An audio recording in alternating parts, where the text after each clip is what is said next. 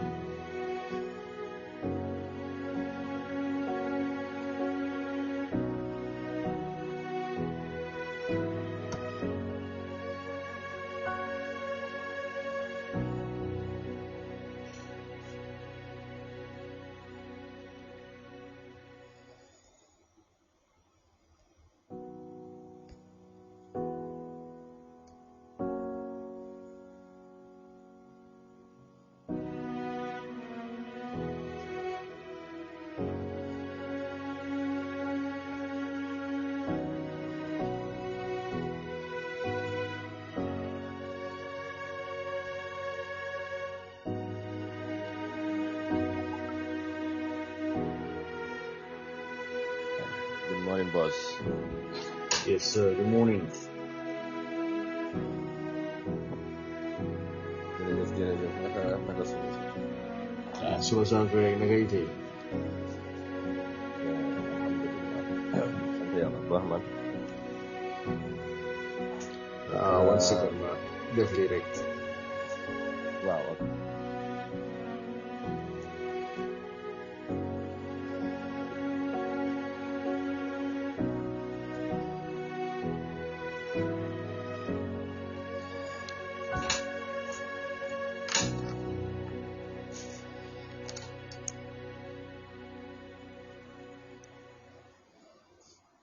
All right. Good morning, Mr. Gomez. To you too. I'm gonna share a little right quick.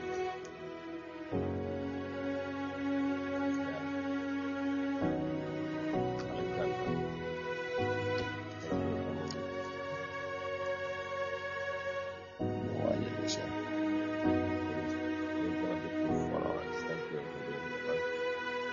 Some voice why you loaded, boss. suma voice bi ah. waaw léegi ñëwaat na. waaw dama doon nekk du wax bu baax rek moo tax dama bëgg nga ne you are settling something if you don't. Wow, wow, wow. Share right quick, right? Yes. No problem.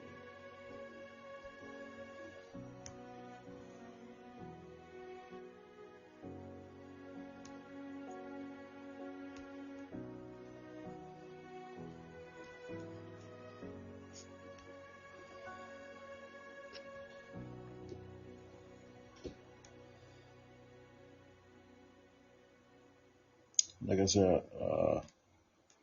weekend we might go enjoy it. waaw ma ne weekend bi de moom bii moom dafa xala faaf rek ba alhamdulilah mu ngi cool xanaa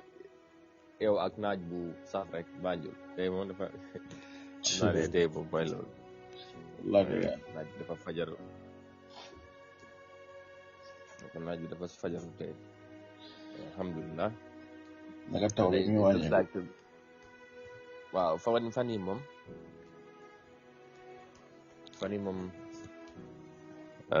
xam naa wàññeeku tuuti daal dafay wis nii rek nekk du ñu xam naa August bi nu mu tàmbalee moom bu continuer woon moom affaire lay nekk xam naa dafa xool dina moom Gambia da ngaa rebetas bismillah yeah all right di la jaajëfalaat rek di la nuyu you know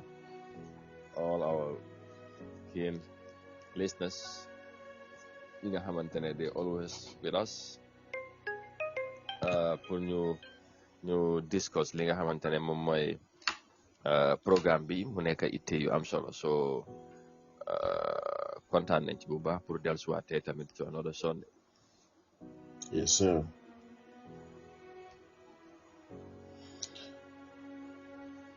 Jërëjëf thank you for coming back yi nuy déglu ñu jaale Mr Kante dafa ñàkk benn mbokkaam yéena ko yàlla yërëm xare ko àjjana. loolu dina am solo bu baax a baax so ñu ngi leen di nuyu bu baax and thank you very much once again for being here so Emel ma bàyyi la quickly you can also say a word or two then balaa ñoo dugg ci programme bi incha allah. Yes sir di jaajëfal gars yi rek dinaa jaajëfal comme ma doon wax nii Mr Kante dafa am dëcc so ñu ko ñaanal yàlla yërëm ko xare ko àjjana si barke salaatul fatiha daawa jërëjëf. Sorry for your loss. Thank you so much. Wow, aduna moom noonu la rek aduna moom noonu la ku nekk sa time bu jotee moom dem rek xanaa ñu yàlla ñu ñaan rek mu fekk ñu ci lu yàlla bëgga but ñu ngi lay jaajëfal bu baax di wax amen ci ñaan yi so once again ñu ngi nuyuwaat ñëpp ñi nga xamante ne ñu ngi ànd ak ñun it's another Sunday. It's good to be back and I hope today we're going to have another interesting programme bi nga xamante ne dinañ mun a waxtaanee lu am solo comme ni nga koy defee toujours mu doon li nga xamante ne mbiri réew la mbiri réew na nag mun naa nekk li nga xamante ne yittee ku nekk la parce que nag surtout di ML di wax mbiri kaaraange ak some of the very interesting issues yi nga xamante ne mu ngi xew ci dëkk bi mu ngi cee taxaw di joxe xam-xam di joxe xalaatam di advise di educate and we need that public awareness is definitely needed in our country. Definitely. Yeah, because it's somehow lacking in so many areas or in so many sectors. So if you have somebody who is sacrificing his time and energy and resources to do that, you need to be complimented and encouraged as well. So that's why all the time the gërëm but more so also the listeners because yow tamit soo gisee ngay wax every week or every other time da nga am ñi la déglu yaa ngi am ñi nga xamante ne ñu ngi buy into ideas and I think that's marvelous so it's together that's why we can make an impact. Yes the sir. impact boobu it's not only for us but for generations that are coming or that ñi nga xamante ne ñooy ñëw ëllëg insha allah. Yeah, so having said that, once again, I know we will have very interesting matters to discuss. Today, we want to, discuss ML initiative bi nga xamante ne def na ko form a movement or a union bi nga xamante dafa taxawal nim ko tuddee kumba bu am ndey ak kumba bu amul ndey ci dëkk bi te loolu c'est very famous phrase bi nga xamante ne ñun ñëpp dinañ ko wax so lan la miin ak lan mooy jubluwaay bi ak lan moo tax mu jàpp ne loolu dina am impact ci yu moo def ànd ci ak Gambien yu bari surtout ñi nga xamante ne ñoom lañoo gën a marginalise ci réew mi so loolu dinañ ci ñëw bu baax but balaa ñoo dugg ci loolu ML I just want to quickly ñu waxtaane li nga xamante ne about land related issues na affaire suuf tamit it's another prevalent issue or concern wala problème yi am ci dëkk bi just recently balaa ma ñëw ci jàmbur bi nga bëgg a wax sax just recently in Sierra ñaari dëkk Gambie ak Sénégal dañ fa bëggoon a jàppoo I think that video went viral ba ñu bari gis ko so Yeah, I think I saw that. The military there for now. Hello. So now I need them there. I'm on them now. So they are new digger. I need them. was managed very recently authorities dem nañ fa waxtaan nañ ko They want to know we get big on it. I need them on for few seconds. Mbado okay so network bi la teg kon yëguma loolu sax yeah so li ma doon wax rek si affaire yi suuf la ñoo waxtaanee I hope that was captured Wow. waaw mbiri jàmbur bi am na lu xew si aral man loolu laa doon jëm a expliquer so léegi bu ñëwee ci mbiri jàmbur bëgg naa nga ñëw si because am na ñi nga xamante ne dañ leen forcefully removed ci seen kër yi so dafa mel ni commencé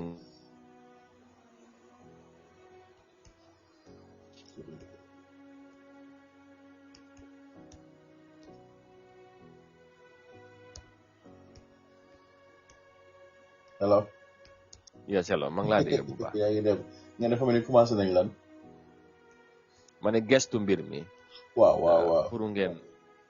pour ñu xam fan ngeen ci lan ngeen xam ne lan ngeen xamagum lan moo fa xew ci mbir mi waaw definitely xam nga ñun si initial investigation bi waaw but based on the investigative perspective ma ne background music bi laawte trop mu ngi baax ya waaw mën nga ko wàññi tuuti rek waaw ok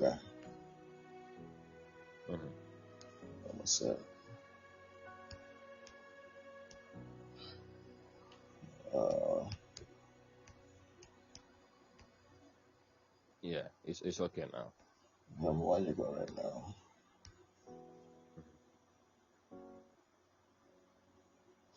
Yeah, it's okay, huh?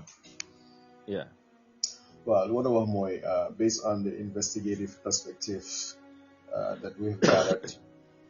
the Nekadi Jai Gary Dollar, because some of the documents that we received,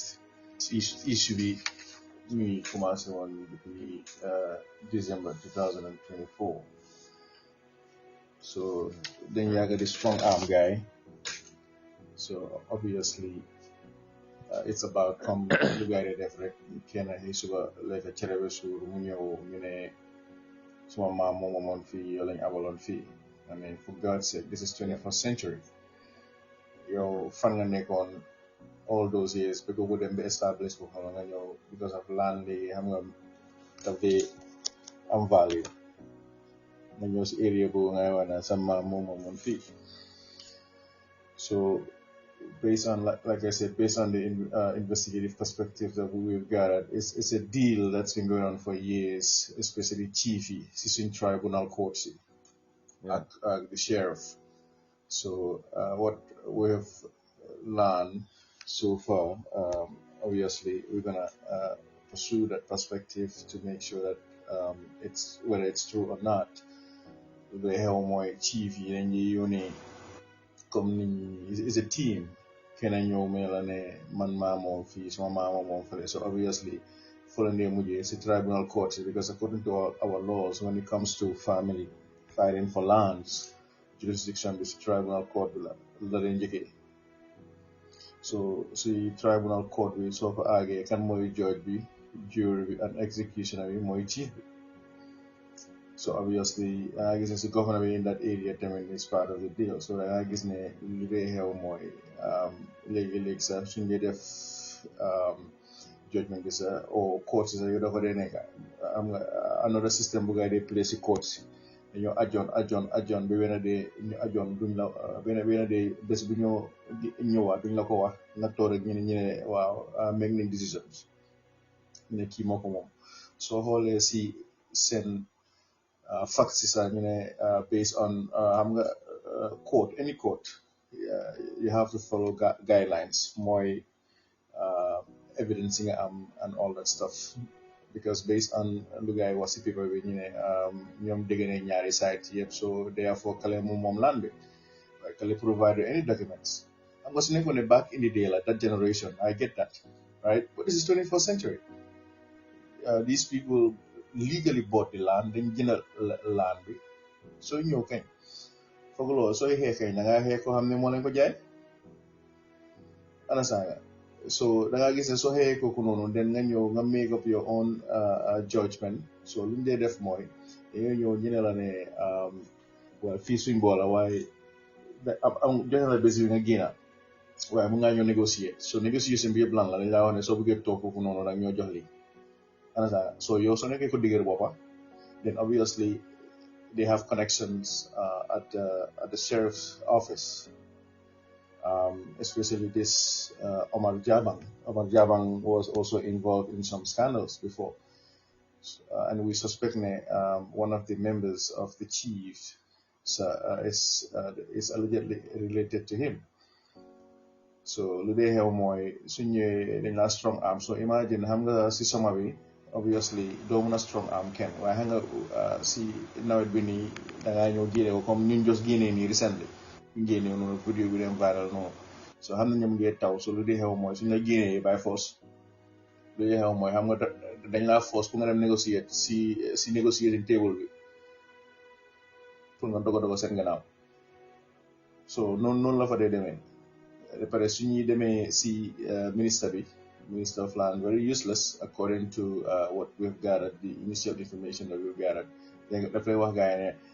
Lawyer. So now this is the system. They know how to play the system. They know that these people can barely feed themselves. Understand? So Coco Nakala afford a 250,000 minimum $250,000 lawyer because lawyer in the Gambia they are made to believe that even at high court you have to get a lawyer. So anyway, the first thing you have to get a lawyer, but you don't really have to get a lawyer if you can snake I'm like all of that. By force la pour nga jël lawyer. Hello, Mr. Kane. Moom dem na bi.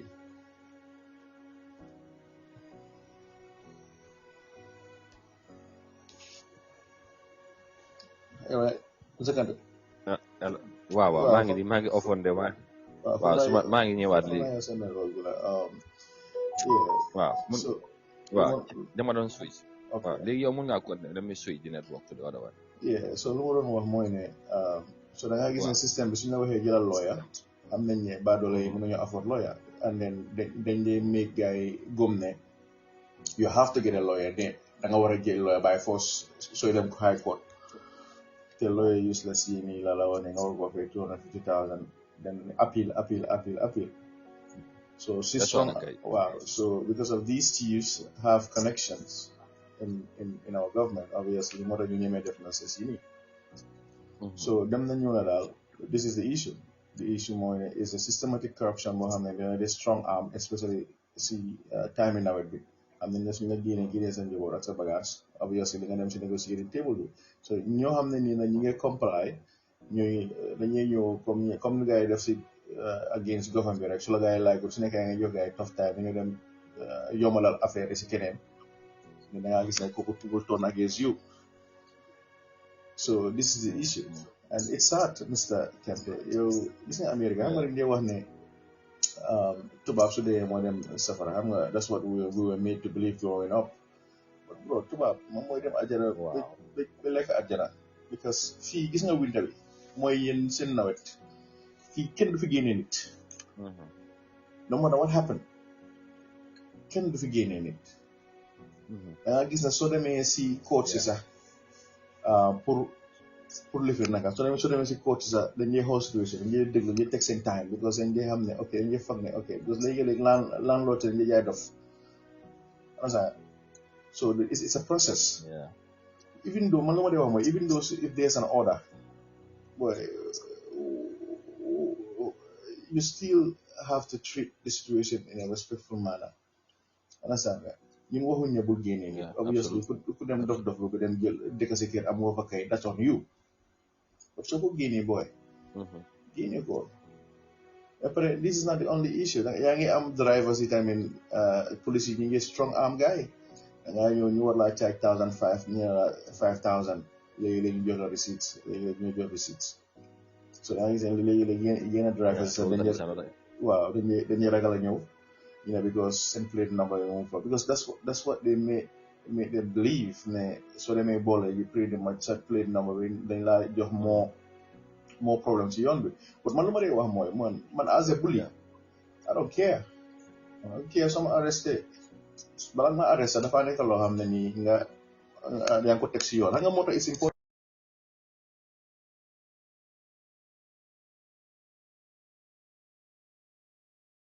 very important pour nga xam yoone loi soo xamee sa droit doo am issues so ni la fa nekk di demee daal si suñ tribunal courts yi and sheriff bi because sheriff bi lu ma wax mooy ñun we have it's a court order so we cannot question court order so we have to act no excuse boobu la ñoo joxe but then you're also obligated to understand what's going on the minister of land man moom a gën a merloo sax you have all these issues going on form like a how to call it like a task force waxala demal nga waxa su nekkee ne bëgg nañ stop nonsense yi dégg yow ministre ka dama si IGP bi ne ko you need a task force you know investigate what's going on in this waaye nga gis mas yu am bay di génn dañ war a def lii dañ war a def tey mu waxeet foreigner water am land mu ñëwaat mi ne waxut loolu all this nonsense bro and yet we are here ñu ngi toog fii di caaxaan it's sad definitely so li mo issue bi all right jërëjëf thank you very much for that clarity loolu dafa am solo and but léegi comme like you said you guys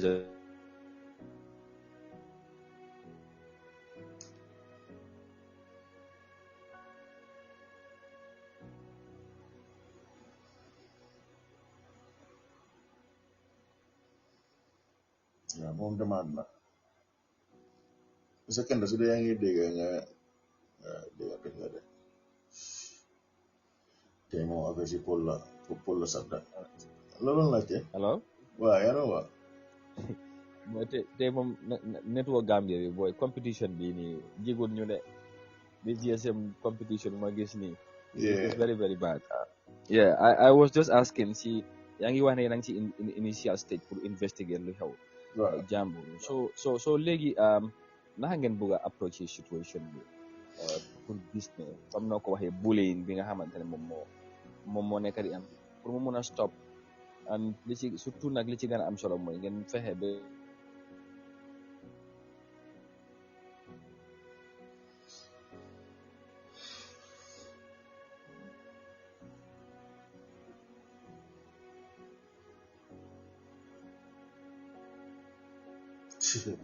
ñu ngi jégalu de tey moom network bi Gambia moom dafa sant Paul so yeah nga lu su ko doole lan waaw ma ne li ma doon wax mooy comme yéen a ngi ci initial stage bi pour gestu mbir yi investigation bi so fu mu nekk nii xam naa nit ñi danañ bëgg a xam naka ngeen ko bëgg a approché parce que mbiri suuf dafa tricky wala lu complexe la ci Gambia so pour gis ne bullying bi ngeen wax ne mu ngi am pour mu stop waaye tamit ñi nga xamante ne mooy ay kilifa dugal seen loxo ñi nga xam dañ ci involve bu ñu gis ne da nga xool accountable ci li ñoo def so naka ngeen bëgg a handle situation bi approach bi ak ba gis ne comme jàpp ngeen ne bullying moo nekk di am loolu tamit mu mën a stop. waaw jërëjëf laajte bi am na solo trop xam nga ñun always dañ ko wax ñu ne si lépp si lu ñoo dugga dañ koo teg si yoon respectfully, professionally, directly and swiftly. dafa mel ni soo nekkee si sëy rek muy góor muy jigéen bi parce que dama dee wax jigéen yi waaye léegi-léegi am na góor yoo xam ne tamit they are victims of abuse mentally, psychologically, and physically. am na jabar yoo xam ne dañ dee waa soo seen jëkkër yi so da nga gis ne su nekkee ne yow am nga it's common ne Gambian bi munta xelaat outside of the box to take care of his or her own problem. Léegi-léegi dem si family members hey waxalal diw so waaye nga family bi dañ fay nekk di masla. So the problem here mooy ne to stop this problem we have to start taking matters in our home in our own hands legally, by the way, lawfully, because I'm in a matters you have you have to show you should have to show resistance legally. So what we plan to do more like I said soon this union kumamu amday at kumamu amonday we plan to do obviously then go register. We have so far we have over 500 people, almost 600 people see group B. So then dañoo jël office suñ jëlee office nga xam ne nit ñi dañoo ñëw foofu noonu. So the issue bi ñu plan to def mooy we are gathering all the facts. Suñ gathering all the facts we have already reached out to the sheriff's office to find out what's going on, but as usual they always insult your intelligence. System this is a systematic corruption. Mu nga toog fii wax tey day xoolal gisoo ministre bi tam ngi wax ne tay dañoo jël tribunal court si def ko benn court xaw ma naka what is the weight so they are all involved in this. So lu ñoo def mooy suñ paree laaj nañ ñi borom kër yi ñu andi ñu seen kayit yëpp ñoom tamit ne wane ne ñoom ñoo ko moom legal dañ ko jënd. Then if we get all that then delegation for noonu si chief because we always gonna start with dialogue. Waaye su ñëwee nag dañoo jaay ne yaa moom dëkk bi then we have a problem. Then we will activate our constitutional mandate. Mooy si constitution bi ñu one we have every citizen of the Gambia has the right to protect and defend the constitution, and this is part of defending the constitution because so new to take law you have to take a lot of follow law due process, then you are messing up with our constitution. So su ñëwee foofu noonu dañoo laaj gars yi seen decision bi si lan lañ ko base. Because these people were legally they legally acquired these lands. So ñëwee di wax naan ku leen ko jaay yéen ku leen ko jaay ngeen amul problème. Understand? So and clearly it's not about the land, it's about money. Then you again negotiate. Many people that lola lañ def. So ñu ragal lola wa so def lañ ñoo. So there's this bullying going on. So suñu ñëwee foofu nag ñu gis ne gars yi ñu ngi jaay dof bañ a delloo land yi. Obviously we're gonna open other doors. I'm nga wax naa gars yi soo tëjee bu ndey we're gonna look for other doors, and the more doors we're gonna open this time tamit the more it's gonna create problems in the country. Because dañuy wax ne waa ñi dañ bëgg a yaaxa dëkk bi waa kan moo bëgg a yaaxa dëkk bi ku laa wax ne defal lu war kenn waxul ne bul génnee nit si këram because ku dem tamit amuloo ay kayit toog waaw that's on you, but we have to follow due process. This Mr. Cham ku nekk NPP moo dee woy si noppi nit ñi due process, we have to follow due process loi dafa am when it comes to them. But what about this one? What about government bi laan yu gars yi demoon di daanal kër yi without due process? Everything is a process in the Gambia, but they're not following it. Kumun samaram duma, mota ñu andi dis kuma mu am de kuma mu am de kuma amun de union. So the union bi su taxawé da gis né dañoo provide ID card to members ñoo xam ne ni they are paying union dues every month. So union dues yi ni li xew moy obviously dañ say fay executives ñoo xam ne ñoo ron office bi. But it's going to be transparent. Right now, Mali, just because I'm the president right now, so I will always give them the members the opportunity to vote first. Because right now I already sent an advertisement when we need vice president, treasurer, secretary. You know how many they are willing to put their interests or the interest of the union before their self interest, basically. All Why right. most of them they have not responded because they ragal because of sart yi mu fa teg ne doo ñëw rek ne comme yeneen union yi Gambia union ñu laa jox xaalis rek yaa ngi lekka te yow nekk loo di xeex loolu bari na Gambia. So then I guess Sugai, I'm giving them chance to do that if they don't wanna, if nobody wants to come out and take responsibility. They have more. They might choose those people some people for those vacancies. Then I guess and then go file, single file everybody. Then nga xam ne ni ngeen a mun a gën a taxaw si dëkk bi because the idea mooy like you said to stop this nonsense because dee bi benn la rek because nga def loolu di nga dee ñu liggéey la ñu la dee because sama Gambien bi dañ bëgg a yëfi traité dañ laa liggéey yëfi laan la xam nga laan kenn du ko xee la mooy laan kenn du ko xee this is my property ça de pare lu ma wax ñeneen ñoo ñuy déglu tamit ñoo xam ne boo ngaa bëgg si groupe bi naa dugalaat suma number bi fii groupe bi pour nga join so am nañu bari comme la gën a drivers yi dañuy wax ne bëgguma get involved waaye tamit duñ la mën a dimbale boobu moom dañ fa passé stage boobu noonu comme ñu forcé la nga ñëw ñu dimbale la non duñ la dem dugal tamit ñëw toogal la nga ne ñu laa saal nga lekka it's not gonna work so this union is gonna be different te lu ma lay wax nit ñi mooy if you wanna die like a sheep then be a sheep if you wanna die like a lion obviously you're gonna be a lion because loolu lu miin mooy am nga su nekkee xar yaa ngi toog ñu la takka si gita bi la jox ngooñ rek yaa ngi xaar to be slaughtered. Wow. Xam nga boobu you have no chances of survival. Absolutely. But if you're a lion lu nekkee gaynde nga gën a robi xam nga there's a higher probability that not only di nga survive but da nga am fresh meat. Elephant bi mën naa téye gaynde bi boxoñ ko waaye la mu dagaay yëpp ragal ko parce que gaynde da ngaa génn wane ne look man duma la tooñ but if you wanna tooñ me we have a problem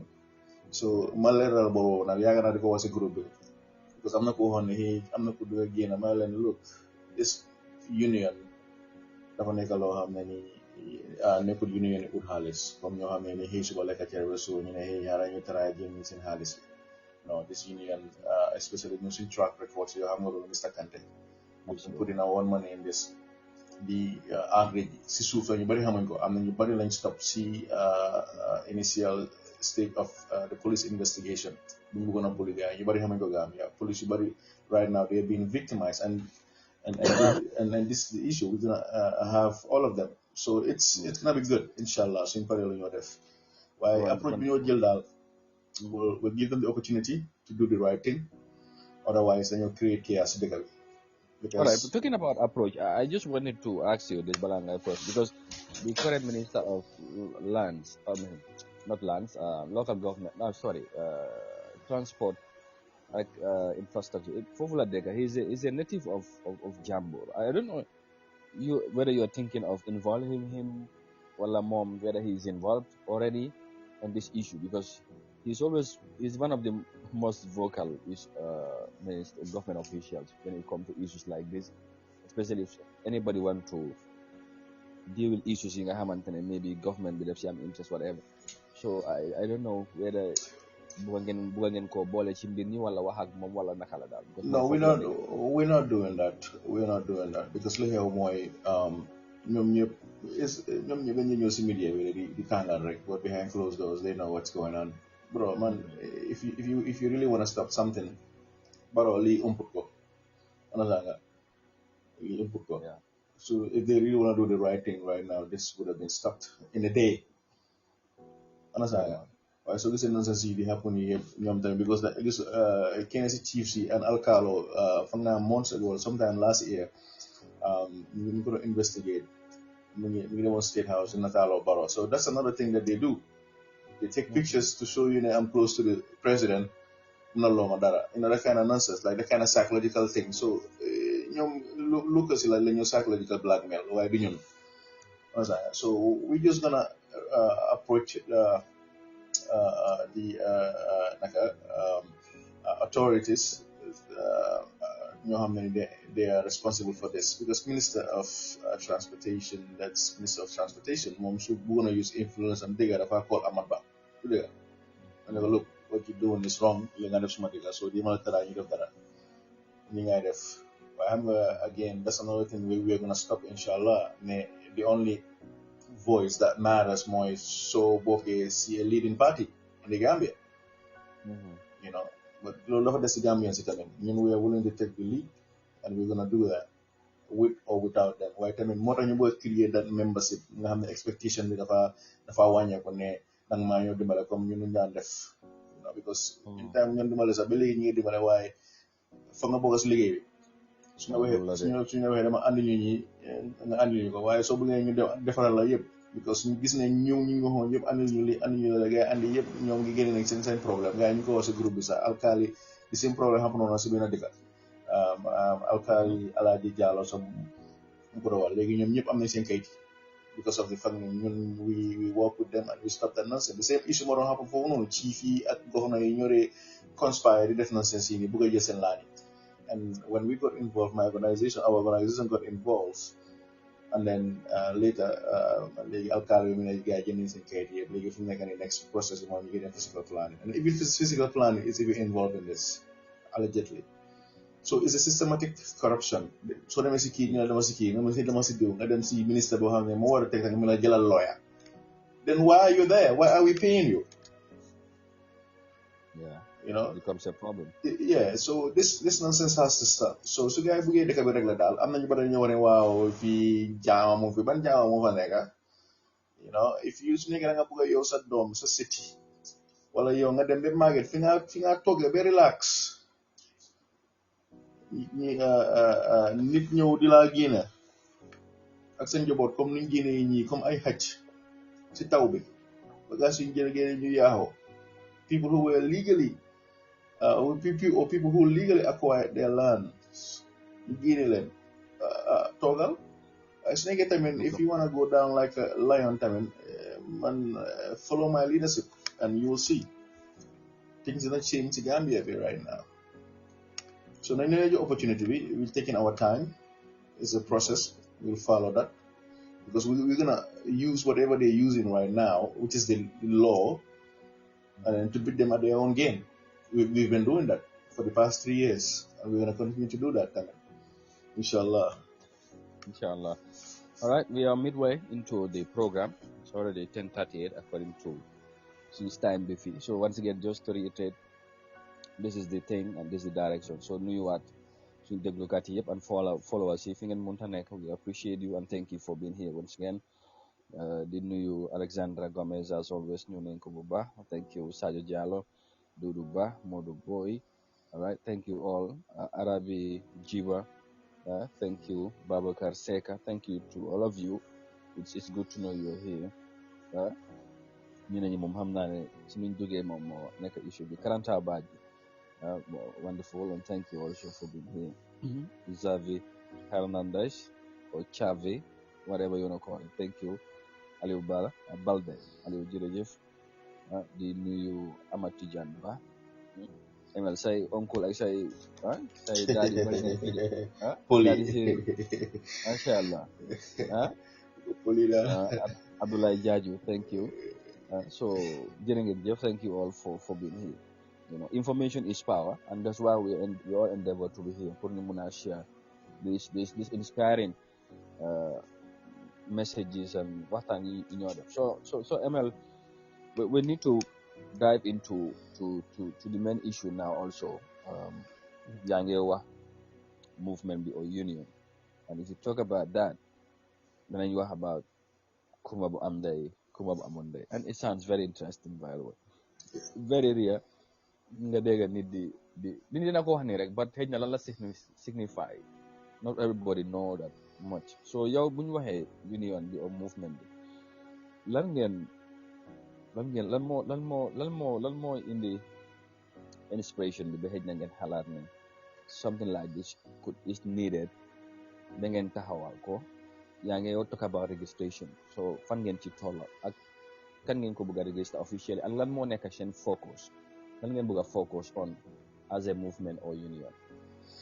jërëjëf laajte bu am na solo trop li ma especially man lu ma inspire mooy because yàgg naa di wax ne if you close this door we're gonna look for another door and it will be legal, professional, direct and swift.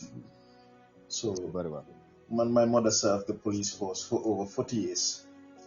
right? Gis naa the mindset that she has. Mi ngi am feebar sugar. So I am saying gannaaw yàlla ak suñ papa mu ñu jàppale génne situation yu bëree bëri bañ àgga fi ñu àgga fii lu ñëpp ñu ngi génne suñ fi nekkutoon ne kon time bi suma yaay mi ngi torox because of your insolent yoo dee def si sa yaram loolu dee use it's very expensive. So waroon a use retirement am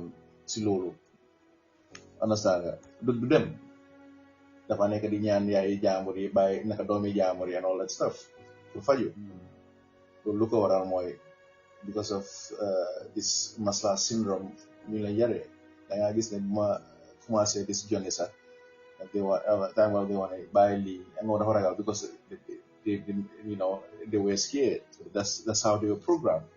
Yeah. Right. You know, the yaga nekk si flañ ko fekk when I gonna see that's the mindset right there. That mindset is the reason why nothing changed. Why mom, alhamdulillah, now she's one of the people they want. I'm proud of you.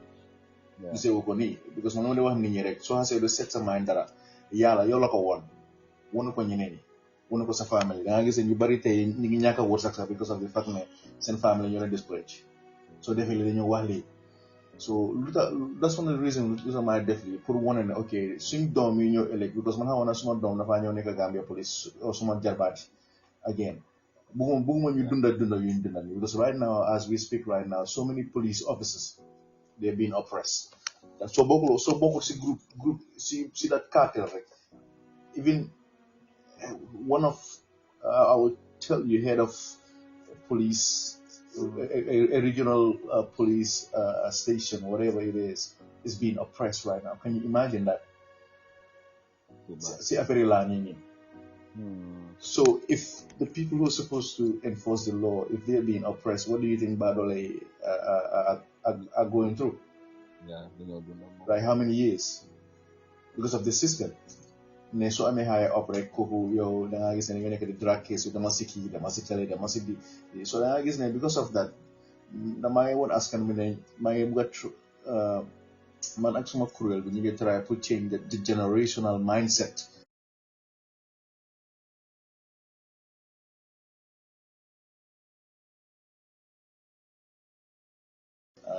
nit ñu wax ne si groupe yi ne sax ñoom first time dañ foogoon ne lu wax rek loolu la police lu wax rek loolu la waaye léegi because of the programme bu gars yi déglu nii xam nañ fi ma teg seen tànka so lii moo ñu inspire de pare di focus mooy comme mu am ndey comme mu amul ndey to make sure ne tamit military bi people are being oppressed there so union bi dafa nekk union boo xam ne nii even sa liggéeykaay sax so amee boss boo xam ne dafa ñëw ko bëgg a daanu sa kaw nga bañ moo retaliate to sa employment bëgg la koñee si lii or daaxal ak especially foreigners yu dee ñëw suñ dëkk yi di liggéeyloo suñ nit ñi in an environment boo xam ne nii sa tori xam dapare di over liggéeyloo gars yi waaye duñ fay gars yi su nekkee dem nga fii naka su nekkee dem nga fii naka lañ ko waxee sa labor department sax gars yi ba ñuy def seen liggéey dañ union bi yow dañoo ñëw xeexal la dëkk bi lu am jaama su neexee sax ñu ne dëkk bi ñu ñoo bëgg a yaaxa dëkk bi because the only people ñoo bëgg a yaaxa dëkk bi mooy yow mi ñoo fay with our taxpayer with our taxes yi ñoo fay yow nga ne du def sa liggéey nga ne balaa ñuy def sa liggéey still la ñu war a fay extra our people are suffering man wala borom marché bi nga liggéey all day sa benn saam benn police bëgg a dépasse ñëw mais la mu la fine ay 5,000 loo xam ne sax moom sa salaire sax amu ko xam nga loolu muy gu sens ñaata nit lañ dee not comme drivers yi right now truck drivers yi ak yeneen drivers yi ñu laa jox 1,500 ticket ñu laa jox 5,000 te xaalis boobu du dem si keesi réew mi xam nañ ko léegi-léegi risque sax dinañ fay def fake tour su nekk officer bi mi ngi tudd Amadou mu dem def fa ML su ko defee doo ko mën a trace back. All these things are happening in the country and it's time for us to step in and say enough is enough. So like I said soo nekkee si sëy ñu laa toroxal ñu la war a jàppale ñu stop that nonsense gis nañ nonsense yooyu waaye ñu laa réya waaye xam nga sëy lu ko takkate ko mu ñaare mu ñal ba kañ la ngay def you have to fight for yourself for the people and that's where we at right now. su yaa bëggee jaama si dëkk bi nañ def jaama no problem nañ def lu war su yaa bëggul jaama tamit no problem da ngay kon ne di not ne di nangu nit ñi seen laan yi forcefully because of the fact that say papa mooy IGP or say uncle moom mooy Barrow. It is gonna stop inshallah as long as maa ngi dunda and as long as people are willing to follow this course inshallah because tamit nit ki tamit moo ko war ba si géej waaye da ko forcé mu naan so the focus mooy lu bari la ku nekk la yow mii sax sa liggéeykaay su nekkee yaa ngi ñëw ñu la faa not te yaa ngi fay sa union dues we're gonna find out as long as yaa ngi ko teg si yoon because waxuñ ne tamit nga dem ok sa rules mi ne sa liggéeykaay ñu ne da nga ko war a nekk 9 yow doo dee xëy si ba 10 naka ba noon xam nga loolu yaa ngi violate rules yi yaa tooñ waaw wala nga def di jël bribe ñu jàppala wala nga def loo xam ne nii is against the rules of the company or the laws then boobu you cannot we're not going to allow you to abuse the union because union bi tamit the most important thing mooy our credibility is the most important thing après su ñoo xee tamit dañoo xam lu ñoo xee di du ñëw di xee loo xam ne nii si yow si nekku ci yooni dëgga so dem na ñëw na daal si yooyu la ñoo focus everybody in the Gambia ak ñu de jaay gerte tamit ñoo xam ne nii da ngaa béy because all these things are part of security yow yaa ngi béy nga ne pour xaalis boobu noonu nga njaboote nga toppatoo sa njaboot nga béy ba pare sa gerte bi ida ñu jël ko duñ la fay wala dañ ko government bi amul benn système boo xam ne nii nit ñi ne naka di nga si mën a am xaalis booy fii gis nga béykat ñoom ñoo fi gën a am xaalis Amérique because government bi daf leen di utal ay market si biti di suloo bu ngay amee problème ak China moo tax gars yi commencé di am problème waaye da nga gis ne béykat yi fii ñoo fi gën a am alal because waaye Gambia they are made to believe ne béykat yooyu da nga po xam nga béykat dafa po waaye béykat moo fi gën a am alal absolutely loolu mooy dëgg waaye nag fii moom is the contrary exactly because they are made to believe ne béykat yow warloo am dara and because système buñ nekk di use dafa marginalize béykat bi béykat bi amul doole amul ku ko jooyal daanaka amul kenn ku ko sooral because everything dañ la koy wax ne yow nii lay demee nii ngay defee nii from the seeds yi ñoo jox ba ci engrais gi ba ci bu ñoo jënd ñoo lay jox yëpp price bi ak naka la so it's really sad because I mean ñoo fi ay farmers association yooyu some of them you don't even know ñoo wax so nga fa ne ñu they are politicians but very sad waaw de pare lifin bi tamit affaire yi account bi luñ plan pour def tamit dafa am système boo xam ne nii comme si executive si ñëpp da nga am maybe five signatories ñoo xam ne ni ñooy sign then obviously bala xaalis bi di génn I have to review it to make sure ne why we doing this de pare daily dañoo set others security counter security measures yoo xam ne ni kuy withdraw su àggee maybe suy romba 10,000 sax or maybe we might even vote to say above 5,000 yi nga war a génne sax they have to let us know but at least maximum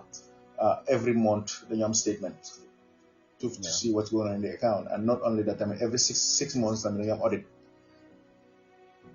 every 6 months for transparency purpose waaw to make sure ne tamit kenn nekku di wax ne xaaral ma jëli moon bi si dee bala ngaa jël sax dafa fekk man ma sign ko mu génn finally because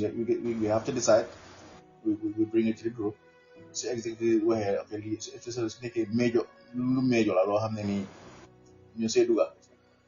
dañ ko andi si members yi ñu oote meeting and then ñu vote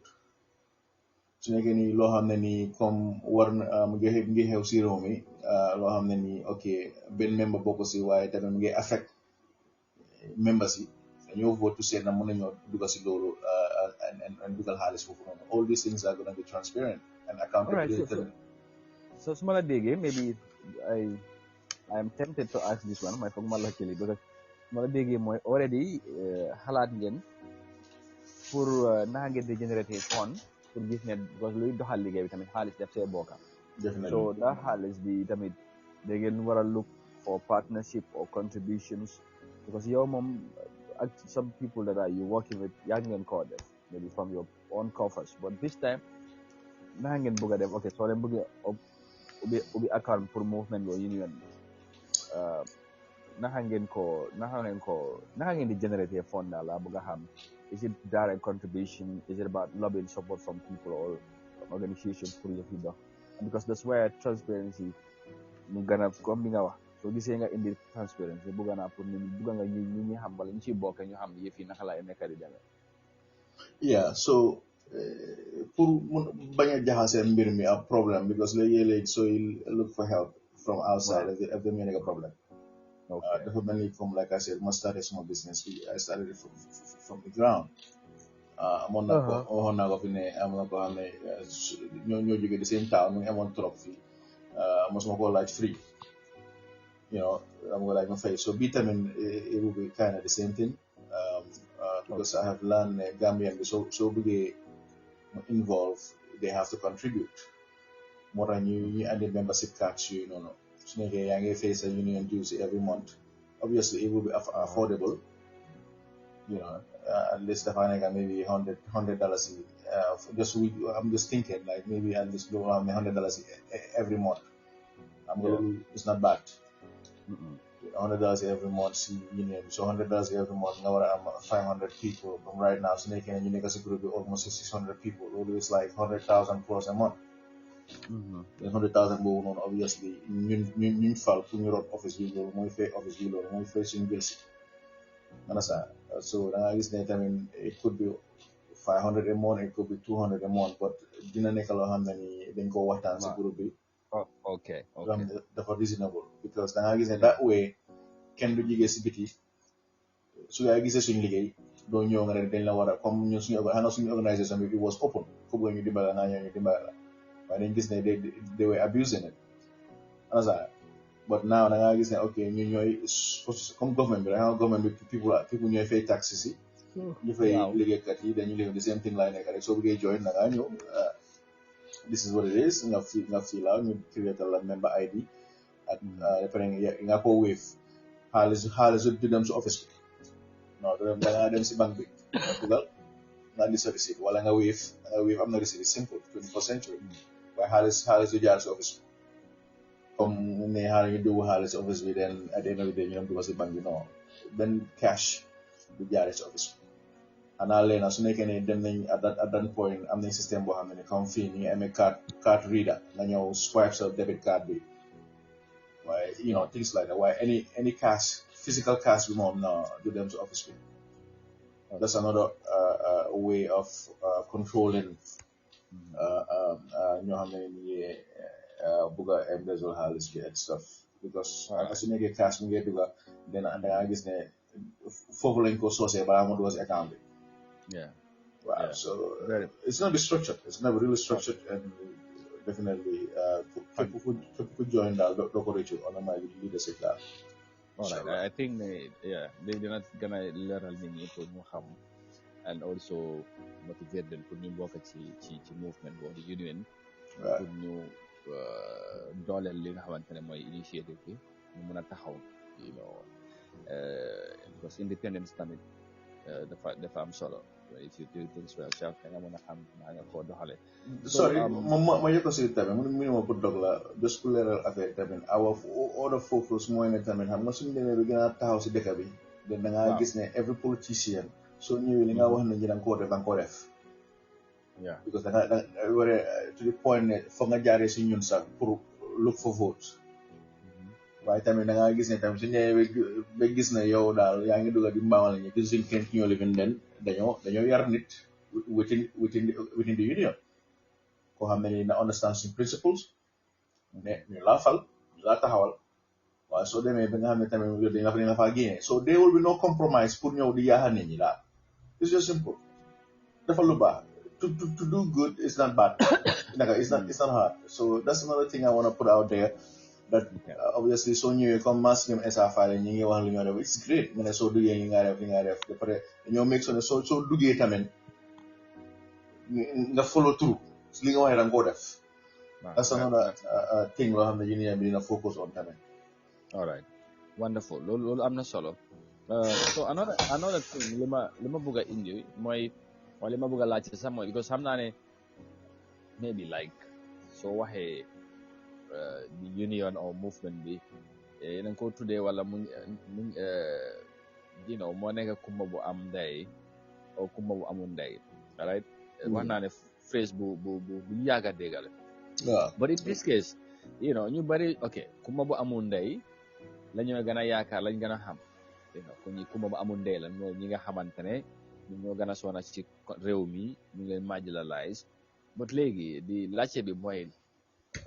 lan moo tax ngeen boole ci kumba bu am ndey tamit you know ñooñu at what stage la ñoo mën a benefit wala si la di union bi wala movement bi mën a protect gars yi parce que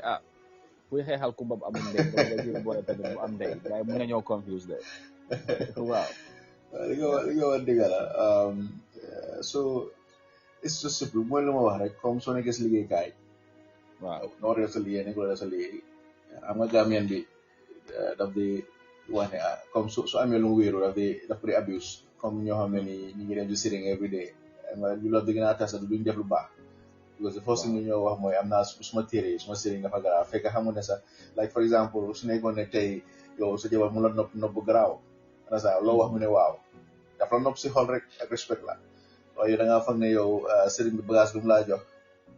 moo tax muy wax loolu nga ne ko di ko abuse rek du dem loolu léegi am na ñoo xam ne dañ dee confidence sax du dem ana sax soo demee si liggéeykaay ngay dof loolu because yow nga da nga am union di jël off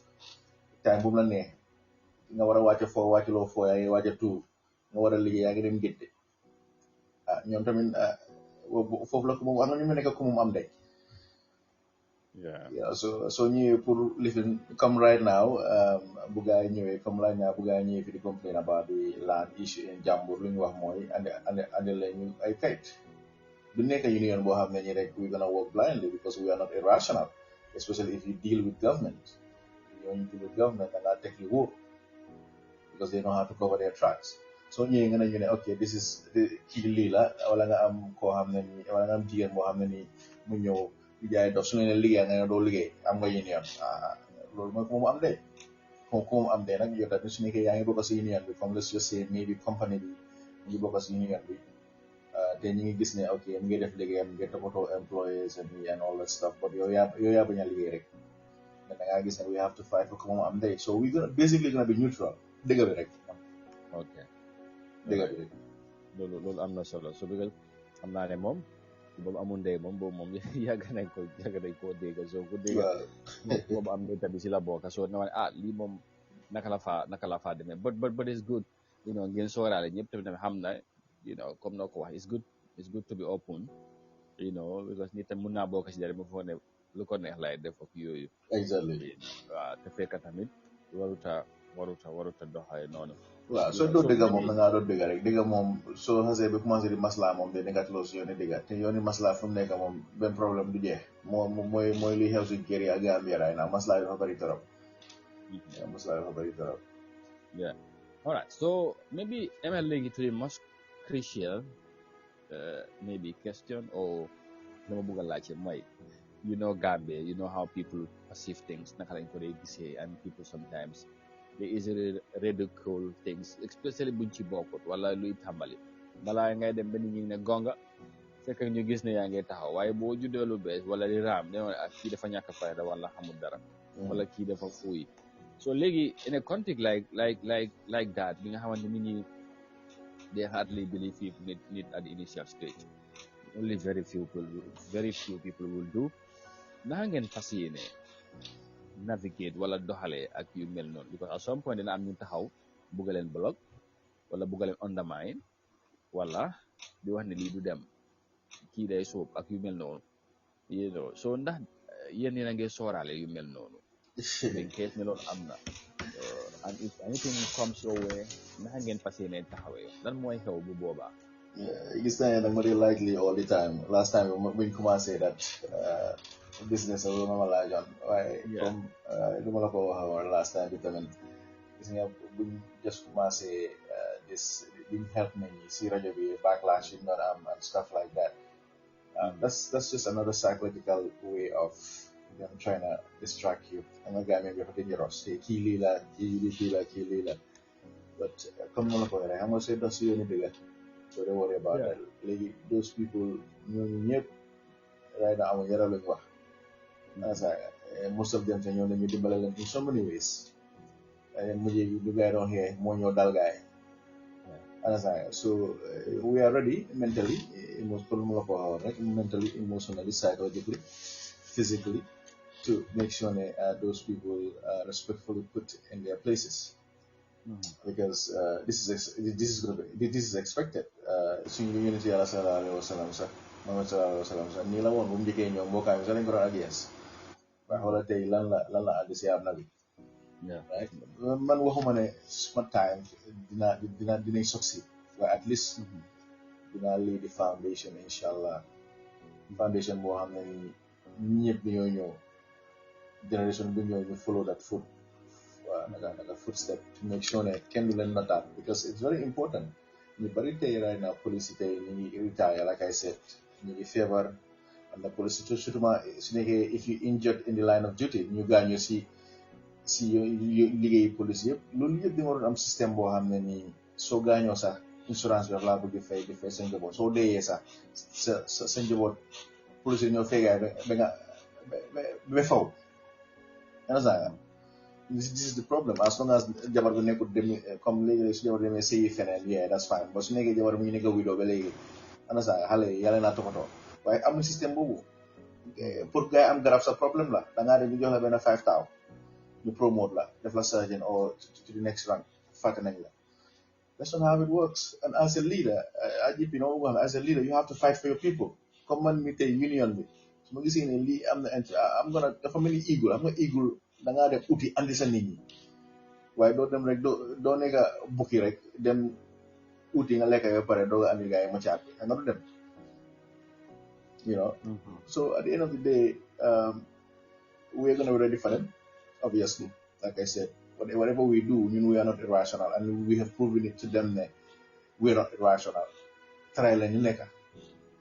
ñu bari xamuñ ko sa nga bagage mo andi ni gaay ñu mon bëgg create Gambia gaay xamuñ ko waaye ñi wona problème police gaay dem suma kër yaay si bagage yi whatever ñoo bëgg arrest suñ spokesperson bi whatever waaye wax bu jógul xam nga jógul Gambia yaay fu mu nekk ñu ko tegee boor because what they wanted to do did not go through pour one la rek ñun we don't back down ñun we not duñu wax ne dañoo xeex government yow you individual la ñoo xeex because yow yaa make that decision yaa make that choice to illegally come after us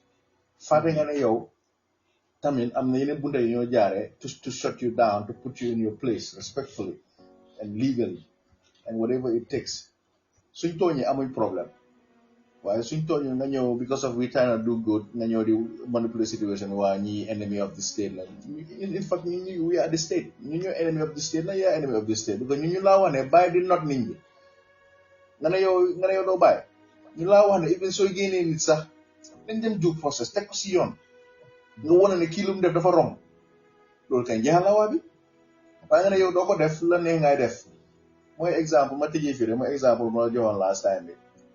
soo nekkee disrespect sa jabar wala sa jëkkër di ko jaay rek let's say jabaru is common di ñëw si kër gi di waxaandoo si kanamam di won beneen jigéen bi ne yow respect la sa jabar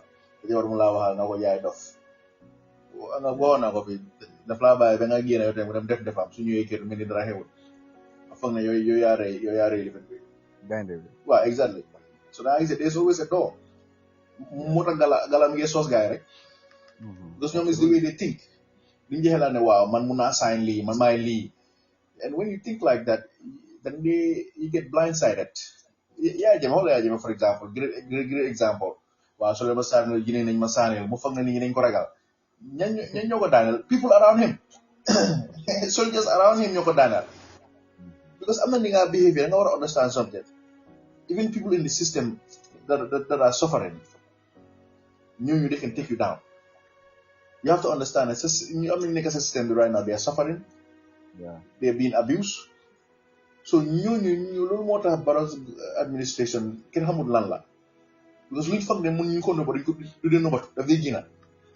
Because you're not treating your people right. So to answer your question now, we are ready. We are ready for them, definitely. Okay, maybe before my mama continue another thing. This na Alexander Gomez. I don't know that this guy message am. Mungi halari bring some issue here. Maybe if I'm concerned related to how Manjai fallacy is football field, and he's saying the same thing is currently happening here in Kotu. A few youths in Manjai are claiming ownership of the Farago Sport Complex in Manjai field. KMC designated it to all these surrounding wards to benefit from. Now, these Manjai youth, that's Maida, are claiming ownership. At first, they claimed for subvention of 50,000 every year to the current committee, rejected it, and now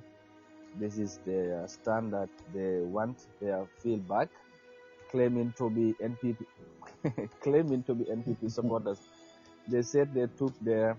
case to the Minister of Land or to the Land Minister. So he went further to say the committee were voted into office by all the stakeholders participating in the Nawetan tournament. They say no Nawetan this year, that they are going to farm in the football field. No youth will play this year. Hey, Manjai mom same problem is complex. But I know ML, I don't know you know anything about this, but man, I have been following the thing. Probably while Lumawani it's definitely lu garaaw because I youths in like same communities, they are divided into two groups for one reason or the other. ñoom yëpp ñu ngi fight for ownership of a specific land bi nga xamante all these years for moom moo nekk football field bi te ñu ngi fa doon play nawetaan musuta am problème ba this year am benn groupe bi claim so yow kon jeex na yow xam nga Farago Sports Complex boobu jaruma la ko situation no wéré bro yëpp si gini ngeen def committee yi def form la xam nga soo amee committee boo xam ne is not structured committee boo xam ne nii yaa ngi worry about su ma defee lii dañ maa poñee fii then doo dem it's not gonna go so xoolal drivers yi seen ñi ngeen sax the same thing la ñoo jël sa xaalis duñ la xeexal ñu ne monsieur xase président monsieur xase ba dugga State House gis loo kuñ ooyo noonu pour mu ñëw si baro ooyo noonu si seen campagne bi xaw ma loolu yëpp sa politique so naa gis kooku su ñëwee spotlight bi fàtte na comme lu ma wax rek bukki su demee si àll bi nga ne waa fàtte doomam so noonu la fay demee rek dem na ñëw na daal they don't know how union works union dafa moo demee you have to make sure that whatever you do nga teg ko si yoon ba pare nga am analyse boo xam ne dafa whole situation bi because psychologically mentally emotionally you have to understand people that you deal with xanaa sa jëkkër ak sa jabar sax so understanding how they are daf dee wàññi problème ci kër understand waaye soo ko ne yes soo jigéen soo ko ne waa lu mu wax nga ne waa lu mu ne wax suma kii def ma ragal suma digg loxo bi laa ko teg waaye du dee xool ne sax du ko dee embrace de du dee embrace the fact ne kii di gën daf ma bugga moo tax mu wax la because Gambia bi xamut being nice to your wife ak being nice to your husband soo ko dañoo wax ne kii jëkkëram daf ko liggéey oo dafa liggéey jëkkëram because they don't understand that be respectful they don't understand the word respect ak you fight for your right so li moo tax muy xew man yaay foofu problème buy xew mooy dafa lu dee xew mooy dafa am ñu dee nekk si roon ñu dee pousse nit ñi ñoo xam ne ni comme situation buy xew si jàmbur ak yeneen dëkk yi chief yi ak yooyu noonu duñu bëgg a feeñ so lu ñuy def mooy dañuy pousse yeneen groupe yoo xam ne ni kenn moo ñëw form groupe because am na ñoo xam ne soo ne lef ñu ne lef suñu la tër rek lu ñuy toog sax ñu àndaa yow lu ñuy xool lu tax ma war a ànd ak kiw diw understand. So this is the problem. This is why issues like that will never be solved because of the fact that ñi leen jiite ñi ngay behave comme ñu nekk si government bi kenn dafa nekk si government bi because government lañ ko dee def gisoon na ngay bugg nga def kek sànni right Wow. dañ laa call si ron ñu bugg laa offer bugg la waaye soo deful dañ laa koñe ba xam nga there's always a door. So people like that, they have faith. You cannot stop them. You will never stop them because so you bugg a use force nga bugg a use blackmail di wax naan soo deful li di contract bi di call ñi war a amal contract si ron ñu la bugg a koñe xamuñu loolu yaa ngi gën a taa safara especially when you deal with people like me and people like Kex Sane. Not everybody can be strong armed. You guy want to understand. So li xew ma njaay noonu soo buggee su gaa yi buggee na gaa yi ñoo join suñu union bi gaa yi xool because suñu union bi loolu yooyu yëpp laay xool si gàttal daal képp koo xam ne ñu laa not si dëkk bi union bi sa bos la képp koo xam ne ni yaa ngi government war naa def liggéeyam ñu dee bay gerte ñu bañ laa fay wala nit chief yi o naam members yi ñoo xam ne nii ñu ngi war a dem toppatoo seen dëkk ñu ngi jeexal si di ko kal loolu yëpp union bi pour loolu la moo tax because we bringing change we wanna get to the point boo xam ne nii comme Sénégal nu mel ak fii EFF South Africa ñu am place parlement boo xam ne nii képp koo xam ne nii ñëw na bugg a def nonsense di yaaxa alali réew mi dañ laa teg sa place ak koo xam ne nii ministre boo xam ne mi ngi def nonsense comme right now ministre bu def nonsense di bokk si scandale yi and stuff tegaloo ko place am yow président bi dañ laa teg sa place we don't hold you accountable. I'm not loolu is not be powerful. This is the idea. Very well. So I think because we want any issue buñ ci raise rek we will try to ñu laajte ko rek mu si xalaat. So thank you Alexander Games. I hope answer that question. Yeah, I hope he's listening. I think he's still around here. So if there's anything you can still, because we have few minutes to go. Yeah. You know, and ML Dogalat na number B, so in case you want to join the WhatsApp group. That's the number down here. Ngeen mun ko ngeen jël number bi bokk ci group bi ngeen follow the development and the conversation you fa am. Then you will get to understand more, and then ngeen xam ñen ñoo fa nekk ak lan la ñoo waxtaanee ci group. It will really help. So ML well, coming back to the issue, I want to ask you this also. If you're doing a thing like this, you need people's support. All right, nit ñi fa ñu nekk fa ñoom ñooy doole bi ñoom ñooy di strength ñoom ñooy di nga mun a wéeru pour million bi mun a dem. So how would you measure so far the amount of interest ak alignment bi nga xamante ne ni yaa ngi ko wane ci li ngeen initiate ni bugg a document about the union of movement? So do you feel like you have seen the zeal and interest bi nga bugg a ci nit ñi nga xamante ne ñoo bokkagum so far ci groupe? How would you analyze that? And if you do already, where do you think, how fast nga foog ne da ngeen mën a taxaw pour mën a focus on the things yi nga xam ne dañ ko outline already ci li ngeen bëgg a focus ci li ngeen bëgg a def and all that? Well, thank you. Comme nu ma ko waxee rek xam nga like for example am na ku waxoon ne ku ma send private message from the group mi nga ma ne ñoom bokk nañ ci union waaye union yi daal kenn du leen taxaw ngeen ni waaye bëgg naa join xaw ma naka lañ ko waxati so I don't know comme basically he's making it sound like ne like Sue joined we're gonna move forward. So dealing with me, I respectfully told him I don't know dafa mel ni so takkee nit kooku doxut looy wax du ma takkale jabar. You're gonna keep trying and then you trying, but while you try tamit yaa ngi bàyyi sa xel mistakes yi nga defoon yoo xam ne du la dalaat. Après man ñun li ñoo dimbale mooy suñ track records. We've been doing this for so long. Si loo xam ne ni nit ñi fay ñu si. As a matter of fact, we've been the one spending money, and we've been the one getting people out of that jam. I can tell you right now, even England, even people Europe, Tubabs, and they reach out to us because of the cases that they have in the Gambia from the UK. Wow. Yeah. I can tell you that because ñu ko frustrate Gambia like crazy. That's another issue. So gisee loolu am soo gisee yaakaar boobu am is because of the fact ne ñun suñu duñ taxaw ñun xool ne kii lii la kële la ku deful lu war ñu teg la sa place ku def lu war nag ñu àndaa yow. So judging from the situation si groupe bi because man la ko gaay groupe bi nekkul groupe boo xam ne ñoo di joytu la su time action jotee doo ñëw may la ñu dissolve groupe bi sax moo gën understand may la ne bëgguñ koo xam ne nii da ngaa ñëw di wee fii when it comes to actions because amut nekkul dañoo di laa neexal understand comme lu wax gis nga am na yenn maslaay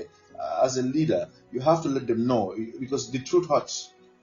Let them know ne this is a real thing. So duñ la forcer pour nga join. If you want to join, we will appreciate you because not only join along pour man, yaa ngi join pour sa yow sa future ëllëg ak sa ay doom. Because there's evidence ne lii suñ ko stopput suñ doomi ëllëg yow li nga liggéey tey yëpp du am benn njëriñ. Da ngaa ñëw yow Amadou tey soo toogoon tey nga dem ba am na at yi ngaa ñëw doo mun a def dara yaa ngi xelaat nga toppatoo sa health. So yow time boobu soo amutee xaalis pour toppatoo sa xel sax waxatuma la pour jël lawyer li nga def ñu bari noonu lañ def ñu forfeit the land that were legally owned by them because am na benn jigéen mu ñoon dimbale noonu la ko gaay bëggoon a strong army moom dafa am feebar tànk yu dee rëy yu noonu yu dee niiw yi gaay bëgg a use loolu noonu ba xam nga rek da nga feebar ni ak ni yàlla ni ak ni kooku bëgg man ko hey xam nga lan la ñoom sax xam nañ suñ ñëwee bugg a dimbale ñu wax naan time boobu noonu ñu wax naan xam nga rek ñu ne xam naa di ma leen look then we are not gonna help you so gis nga ñëw si yow si ñun this been going on for how many years now and ñun we already started this ñu ngi put pressure ba nga bëgg a change seen mind naa yaa ngi nangu ñu dugg seen boobee ñu wax ne kii dafa am sëriñ I don't care ñu ko wax xam nga soo demee high court ma leen ne we are going to high court let's go lu gaa yi bëggee def dañ ñoom si négocier table bi rek moom sax ñun soo da ngaa gis ne lii tam mi ngi dimbale si groupe bi ñoo xam ne dimbale nañ ñi ngi ñëw di wax the experience with me and my organization out there so da ngaa gis ne imagine suñu amee union bi the whole Gambia ñëw what do you think we could achieve man an organization that I run is doing a great job putting pressure not only on the government but on the police too because so many things that are happening in the police force it's influenced by us by our work because we came out we showed the Gambian people that what they're telling you in the security is about that's not how it is so muy nu moo def mooy because suñ change seen attitude ñoom seen liggéey mooy métti rek because ñu bari tey xam nañ seen luwa xam nañ ne police liggéeyam si police station investigation because of us moo tax gars yi ñu ngi fight back so at the end of the day we are making progress we are building and inshallah am naa si yaakaar bu soobee yàlla because like I said our track records have already shown that we can do this and inshallah we will ku si bëgg a join nag you are welcome waaye soo bëggee am ñaari xel because you have bad experience that's understandable but try ñu nga xool dafa ñun everything is going to be affordable everything will be transparent gis nga sax nga mënoon a toog rek may la ne kii mooy président kii mooy lii naka kii mooy waaye dama njëkkaat dugg si groupe bi may leen ne we are looking for individuals who are dedicated, competent, ñoo xam ne nañ put group interest. May la su nekkee ne if you're interested, dugalal sa nataal ak sa photo and the group will vote. Xam nga nag yow kuy def loolu suma waa ji dafa expect transparency si union bi will be great inshallah. All right, all the best, inshallah, and we hope those that are listening would be eager and inspired to join the union or the movement, inshallah. Put new make things happen, like you said. I think that would be great, you know. And yeah, so maybe one last thing. Alexandra is still back, and he thanked you for the response. But you know, Mustafa, what is even funny is the Manjai teams are training for the Navetan, and teams from Manjai participated in the qualifying round. So, normally the teams he playing in qualifying round, you get trained belegi, but playing Nawetan itself is not guaranteed in Manjai this year, as far as this difference is concerned. So, Hamnanedal, Little Manjai mom, there's more to it. But Alexander, I know you are so lead the Flasohal. So what you do probably is you try to link Mr. Fai, you and your guys, and you can talk to him and joke all the details, and you see how best he could help. I think that will be more appropriate. I'm not if he enough information boom ham, but I didn't understand. But then I'm learning a ham and you have des. So your boy has mom, well, ngeen wax ak mom da ngeen ko mën explain exactly fa la mbir mi tàmbale ak fa la toolu ak lan mooy seen concern ak xëy na lan ngeen bëgg foog ne loolu ngeen bëgg pour ngeen ñu mën a play nawetaan Manjai because apparently Mr. Fay situation bi soo dégloo ñaari groupe yi man dégloo naa ñaari groupe yi yëpp waaye li gën a jaaxal nit ñi mooy Manjai yaa gën a fii play nawetaan on them committee yi nga xamante ne teams yi ñoom ñoo leen di elect ñoom ñoo leen ron the zone because they are called the zone mooy the committee but this am beneen committee bu jóg pour mun a count loolu wala bëgg a count loolu and then ñoom ñu stop all what was happening there ba tey nawetaan mënuñ fa so why now and why this year that's the problem but I can tell you yeah I can tell you as an investigator it's simple am nga laan boobu noonu develop na laan foofu noonu soo ko waree jaay tey xam nga foofu nga bare factory nga ko jaay so it's the oldest trick in the book it's a politicians and ñoo xam ne ñoo def push group biñu feeñ comme chief yi la ñoo def ne they will push you after si fu mu dee mujjee di court ñu nekk ak judges yi gars yi executioner bi du gars yi so I guess they will step in ñu jaay ko it's that's the simplest way I can explain this ñu committee bu gars yi andi noonu pour ñu au community bu gars yi andi noonu pour ñu xeex nii this is the oldest trick in the book in when it comes to politics da ngaa gis ne comme so léegi-léegi su nekkee nga xeex crime da ngaa gis ne nga dem fay benn criminal group boo xam ne ñu dem di commit crime in this area pour ñu destabilize for ñu wane ne let's just say comme yu doon xew taayale na le rob yi ak yooyu noonu nga joxoon naa fi analysis ne it could be somebody is paying these people to do these things to wane ne Gambia is not safe anymore su ko defee nga ñëw change government so all these things are there but gis nga suñ focusé outside of the box rek dinañ gis lu bari stay again their leadership is the problem so léegi ni ñu def mooy I guarantee you committee bu fa yàgga leadership boobu noonu suñ ko bàyyi xel bu baax a baax ñu ngi collaborer ci ron am na lu ñu koy jox gaay I can tell you this because this is how it works in the Gambia koo xam ne nii yaa ngi xeexal nit nga dem bi bëgg a xeex ñoo teg xaalis boo xam ne mos doo ko gis sa loxo yow mun loolu liggéeyal sa boppa what do you think gonna happen da ngaa nekk di drag affaire rek and this is what's going on in Manjai pour gis nga problème soo bëggee mu stop dafa stop gis nga man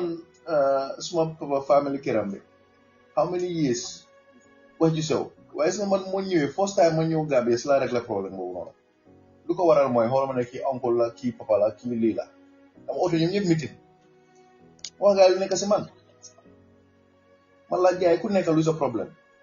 gaa yi wax ma leen di problème bi yëpp dégg naa foog naa te ñëpp ay jullit lañ ma la yéen seen kër bi moom ñun balaa ñoo génn fii nii kër bii nii kenn mos na separate cin ba da ngaa ñëw kii am cinam kële am cinam ma ne suma antine yaa ngi di ibaado ndax loolu war na if you believe in God can do the right thing li nga fekk foofu ngeen toog nga naan waaw sa because ñooma ñooñu ñoo bokka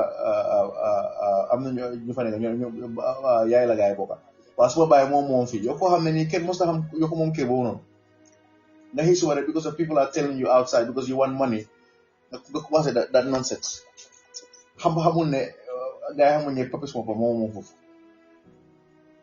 gis nga nu moo demee gis nga lu gaay usee ñu commencé suma papa moom la waaye the reason behind that mooy money they want money they want to sell that because xam ne suñ ko jaayee kenn mën naa post ron rek soo leen ko jaayee di nga mën a dimbale sa lifin bi sa doom yi nga commencé andi problème si famille bi waaye gis nga for how many years bu ma ñëwee dama ko réglé si saa seet ma leen ne if this is gonna happen bugguma kenn ñëw suñ kër kombo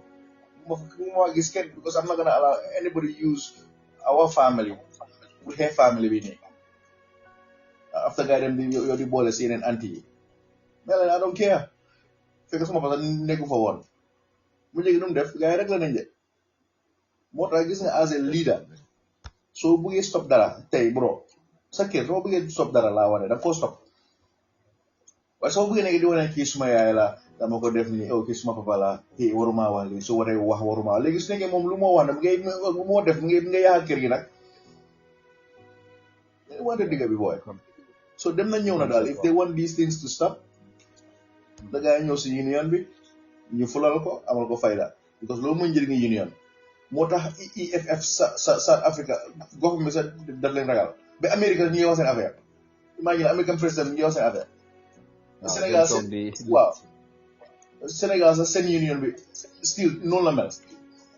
so you should see how powerful union is su nekkee ne ñu ngi koo teg si yoon.